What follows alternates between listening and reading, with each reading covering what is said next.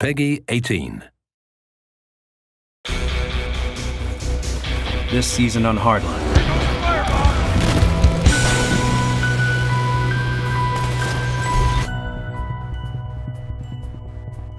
We all know the Battlefield experience, we all love it, and we wanted to add our own touch to it, and that's the cops and criminals fantasy. Suspects are armed and dangerous. I think hardcore Battlefield fans are going to like the change of pace. We had the opportunity to speed up the multiplayer and slow down the single player and add a visceral stamp to it.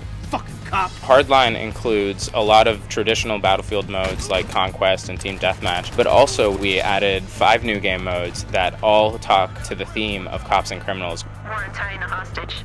We iterated through a lot of different modes, we did a lot of different play testing, we play test our game every day. I think they're gonna try a zip line from the roof, but we can cover it if we stay on this street. I got that angle covered. They're coming up here. Price is down, price is down. Oh, I'm down, I'm down.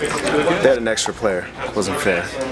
Legs go up in the air. This is something different for the Battlefield franchise. I think it's going to add a new energy in a way that's going to surprise a lot of people. We did that with a lot of the modes that we added in, like Heist and Rescue and Crosshair. And we did that with a lot of the gadgets we added in too. Using grappling hooks and using zip lines to move around the space really quickly is one of my favorite things. The zip line or the grapple hook really help us get around the map more, they help us get around the map faster. That adds to the gameplay, especially in maps like Downtown where you have a bunch of different heights and you want to get between them very quickly.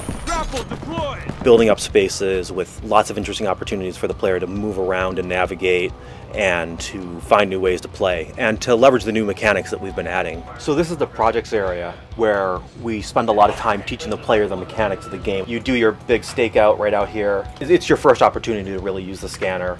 What it allows the player to do is get up to a high vantage point and look around and tag enemies and zoom in on them, get an idea of what their position is, and even eavesdrop on them. Dyson's through there. You got 5 minutes.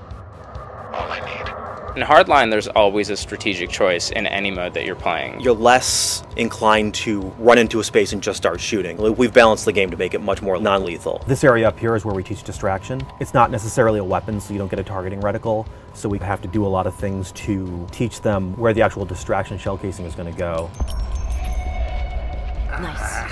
These are the spawners for the guys, and this is a process that took a long time, figuring out exactly where your partner Kai would position herself so that the player knew to move forwards and exactly where to stand to separate and take down using the distract. These really add to the fantasy of Hardline. They give a much more fight on the streets feeling to everything that's going on. And they also add to the strategy of the game because, again, using some of these non-lethal weapons can get you information that you couldn't have gotten otherwise. It was an opportunity for us to move away from the shooting gallery that a lot of modern shooters have become and give players an opportunity to slow down and think about how they're going to approach a scenario. You're going to be doing a lot of stuff in Hardline that you haven't done in Battlefield before, but I think it's going to be super cool and super fun, and it's going to feel a bit more street, it's going to feel a bit more downtown urban, but it's still going to feel Battlefield.